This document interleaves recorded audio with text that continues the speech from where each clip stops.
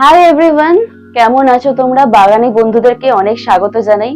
তোমাদেরকে আজকে বলবো যে গরমকাল পড়া মাত্রই তোমাদের গাছের জন্য কি কি করা দরকার। আর তার আগে আমি তোমাদেরকে দেখিয়ে দিই, এদিকে দেখো নিম গাছটা। এই যখন এসেছিল আমার বাড়িতে তখন এইটুকু ছিল, গোটা শীতকালে এই জাস্ট হাইটেই লম্বা হয়েছে, কোনো পাতা ছিল না। গরম পড়তে না পড়তে এর পাতা চলে এসেছে। আর আমি শীতকালে একে মোস্টলি শেডি এরিয়াতে রাখছিলাম, যেই জায়গায় শেডটা বেশি। এবার চলে আসি যে গরমকালে তোমাদের কি কি করণীয় রয়েছে তোমার বাগানের জন্য।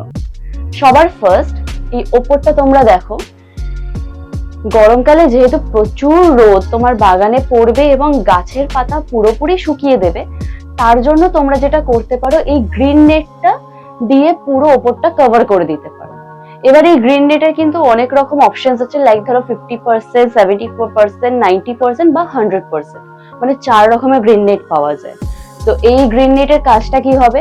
50% রোদ সানলাইট যেটা রয়েছে সেটাকে ব্লক করা, যেটা 75% এর গ্রিন নেট রয়েছে সেটাতে 75% রোদটাকে ব্লক করবে, আর বাকি 90%, 100% যেরকম রয়েছে সেই রকম ভাবে রোদটাকে ব্লক করবে। আর আমার যে গ্রিন নেটটা আছে সেটা 75% রোদটাকে ব্লক করছে।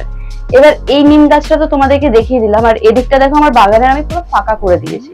এটার কারণটা কি তোমাদেরকে একে একে বলছি। সবার ফার্স্টে আমি এদিকে চলে আসি।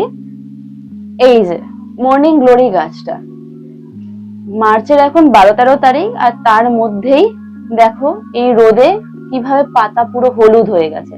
তোমাদেরকে দেখাবো বলেই আমি এই গাছগুলোকে রোদের মধ্যেই রেখেছিলাম। এবার আমার কি করণীয় গরমকালে, যেটা তোমাদেরকে বলছিলাম। আমার ছাদের পুরো ডাইনামিক্সটা, ডেমোগ্রাফিটা যদি তোমাদেরকে দেখাই তাহলে বুঝতে পারবে। এই যে পার্টটা রয়েছে এখানে, এই বাড়িটা হওয়ার ফলে কি হয়েছে, এই জায়গাটা শেড থাকে। যতই গরম পড়ুক, রোদ মাথায় মানে সূর্য মাথার উপরে থাকলেও এই পার্টটা শেড থাকে। তো আমি কি করব, যেই গাছগুলো, যেমন ধরো এখানে আসি, লণ্ঠন জবা গাছ, এই যে লণ্ঠন জবা,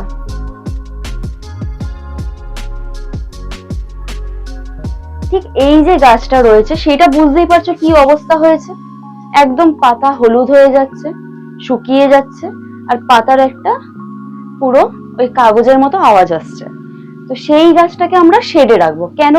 লণ্ঠন জবা গাছটা হলো একদম হালকা রোদের গাছ, মানে শুধু মর্নিং সানলাইট দিলে এই গাছটা ভালো সার্ভাইভ করবে, কিন্তু এই গরমে গাছটা সার্ভাইভ করবে না, বা এই রোদে আমরা গাছটাকে সার্ভাইভ করাতে পারবো না। তো তার জন্য কি করব, আমরা আমাদের যে ছাদ বাগান রয়েছে বা বাগান রয়েছে সেইটার ডেমোগ্রাফি অনুযায়ী গাছটাকে শিফট করব।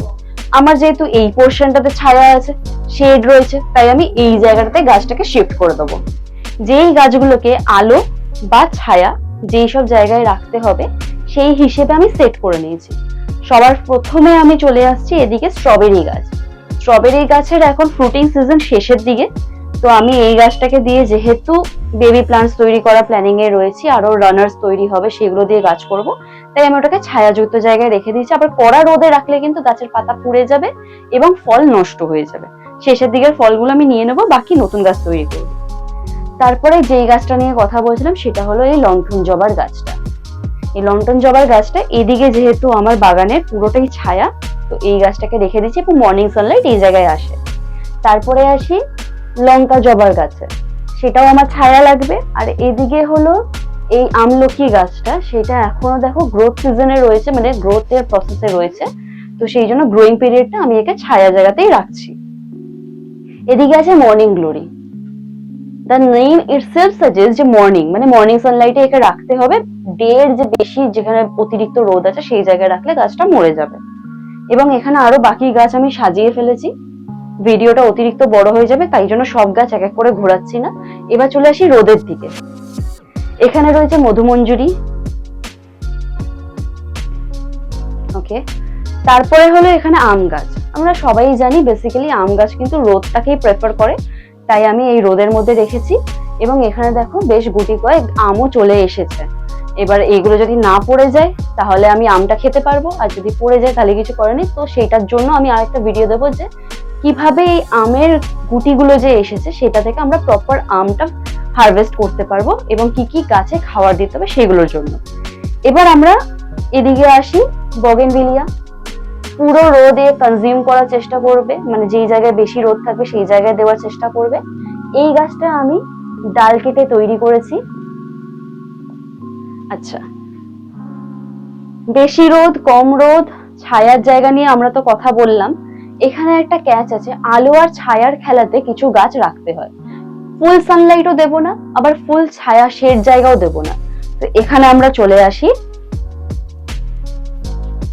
এই যে এইটা হলো পিস লিলি। তো এই পিস লিলির ব্যাপারটা হলো যে অতিরিক্ত রোদ যদি পড়ে যায় তাহলে এ ফুললি গ্রো করবে না এবং এই পাতাগুলো সাইড থেকে বার্ন হয়ে গাছটা মরে যাবে।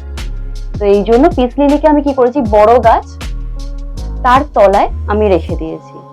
এবার এখানে দেখো অ্যালোভেরা গাছটা কত গ্রো করেছে, এইটাও এইভাবেই দীর্ঘদিন ধরে রাখা ছিল, তাই এই গাছটা ভালো গ্রো করেছে। এবার এখানে আমি আসি, এই একটা অ্যালোভেরা গাছ যেটাকে সেম পদ্ধতিতে আলো আর ছায়ার খেলাতে আমি রেখেছিলাম। এইটুকু জায়গার মধ্যে বেশ ভালো অ্যালোভেরাটা গ্রো করেছে। তোমরা যারা বলো যে অ্যালোভেরা একদম গ্রো করছে না বা কি করে গ্রো করব, তাদের জন্য এই একটা আমি ভিডিও নিয়ে আসবো। আর এই দেখো অ্যালোভেরা গাছে ছোট ছোট বেবিজ হয়েছে, এখানেও বাচ্চা হয়েছে, আবার এখানেও ছোট ছোট অ্যালোভেরার পাপস হয়েছে। আর একটা অ্যালোভেরা গাছ আমি তোমাদেরকে দেখাবো যেটা 24 ঘন্টা পুরোপুরি শেডে থাকে। এবার আমি এদিকটাতে চলে আসলাম আমাদের বাগানে। এবার এখানে আসি, এইটা হলো আমার ফুল পার্মানেন্ট গাছ বগেনভিলিয়ার। এই গাছটাই আমাদের বাড়ির সৌন্দর্য বাড়িয়ে তুলছে আরো বেশি। এইটা পার্মানেন্ট এখানেই থাকে, সারা বছর এখানে থাকে এবং ফুল টাইম যে সানটা, এই যতক্ষণ দিনের আলো থাকে পুরো সানটা এ কনজিউম করে। এই যে গ্রিন নেটটা উপরে লাগানো রয়েছে সেইটা কিন্তু একে কোনোভাবে এফেক্ট ফেলছে না, এটা সেভাবেই বসানো রয়েছে। আচ্ছা, তারপর আমরা এদিকটাতে একটু চলে আসলে তোমরা দেখতে পাবে যেই দুটো গাছকে আমরা বনসাই করেছি, একটা হলো এই ইয়েলো বগেনভিলিয়াটা আর একটা হলো পার্পল বগেনভিলিয়া। সেই দুটো গাছকে আমরা ফুল সানলাইটের মধ্যে রাখার চেষ্টা করেছি। আচ্ছা, এবার তারপরে হলো এদিকে জবা গাছ আছে বিভিন্ন রকমের, প্রচুর জবা গাছ ভর্তি ভর্তি, এদিকে পুরোটাই জবা গাছ। তো পুরো জবা গাছের যে এদিকে জায়গাটা রয়েছে সেইটাকে আমরা পুরোপুরি সানে রেখেছি, এবং জবা গাছ একটা হার্ডি গাছ হয়, তাই সেই গাছটাকে সানেই রাখতে হয়। এবার আমি আরেকটা জিনিস, ইন্টারেস্টিং জিনিস তোমাদেরকে দেখানোর জন্য এদিকটা করে চলে এসেছি। তোমরা যদি একটু এদিকে আসো তাহলে বুঝবে। এই দেখো মানি প্ল্যান্টের গ্রোথ। এবার এখানে বিভিন্ন রকমের আমার কাছে মানি প্ল্যান্ট আছে। তো সবার ফার্স্টে নর্মাল যে পোথসটা আছে সেটাকেই দেখাচ্ছি, এবং তার মাঝখানে আছে পেনিওয়ার্ড বা কয়েন প্লান্ট।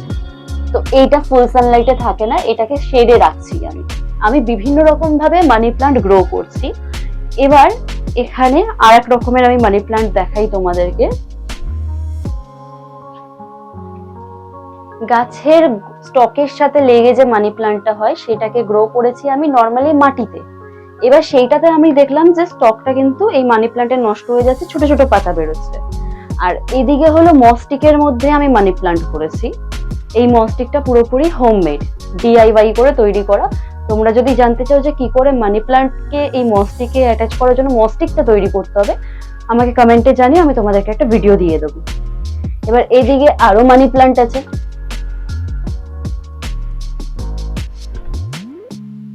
আলোটা বোধহয় গার্ড হচ্ছে এদিকে, এই যে এখানটা পুরোপুরি আমি মানি প্লান্টের জঙ্গল বলে থাকি এই জায়গাটাকে। এবার কি হচ্ছে, এই যে মানি প্লান্টটা যেটা সূর্যের দিকে উঠছে মস্টিকের সাহায্যে, এই মস্টিকটাতে অতিরিক্ত জল থাকে, মানে গাছের দরকার অনুযায়ী যেহেতু পুরোভাবে জল থাকে, তো সেই হিসেবে এইটা প্রপারলি গ্রো করছে। আর এখানটাতে কি হচ্ছে, এই বড় গাছের মাঝে এই মানি প্লান্টটা আলো আর ছায়ার মাঝখানে গ্রো করছে। এবার আমি ছাদে চলে আসছি, একদম আমাদের ছাদের হিসেবে, যেহেতু যেটা ন্যারো এরিয়াটা রয়েছে সেখানে বেশ কিছু ব্যাপার রয়েছে। রোদ পড়ে, পুরো দিনের রোদ পড়ে, কিন্তু এই যে গ্রিন নেট রয়েছে সেটার জন্য কি হচ্ছে 75% রোদটাকে কাট অফ করে দিচ্ছে। তো সেই জায়গাতে আমি কোন গাছগুলো ভালোভাবে রাখতে পারবো, এখানে দেখো বিভিন্ন রকমের গোলাপ গাছ রাখা রয়েছে। এবার এই যে পার্টটা রয়েছে এখানে যখন দিনের আলোটা পড়ে সেখানে প্রপারলি যেহেতু এই আলোটা আমরা দেখেছি এবং বুঝেছি এই স্পটটাকে ভালোভাবে সেই আলোটা কভার করছে, তাই স্পেসিফিক্যালি এখানে অ্যাডেনিয়ামটা রাখা। এবার অ্যাডেনিয়াম যেহেতু মরুভূমির গোলাপ হিসেবে তাকে জানা হয় এবং সে রোদটাকেই বেশি প্রেফার করে, তাই জন্য এই জায়গাটাকে চুজ করে আমি অ্যাডেনিয়ামকে রেখেছি। আর বাকি এইদিকে আবারও বলছি 75% যে আলোটা কভার করে দিচ্ছে, মানে রোদটাকে কভার করে দিচ্ছে আমার এই গ্রিন নেট, সেই জায়গা বুঝে বাকি এখানে লঙ্কা গাছ, লেবু গাছ আমি সেই হিসেবে লাগিয়ে দিয়েছি। আজকের এই ভিডিওটা তোমাদের কেমন লাগলো সেটা অবশ্যই কমেন্ট করে জানিও, আর তার সাথে ভিডিওটা লাইক আর শেয়ার করে দিও। দেখা হচ্ছে পরবর্তী ভিডিও। টাটা।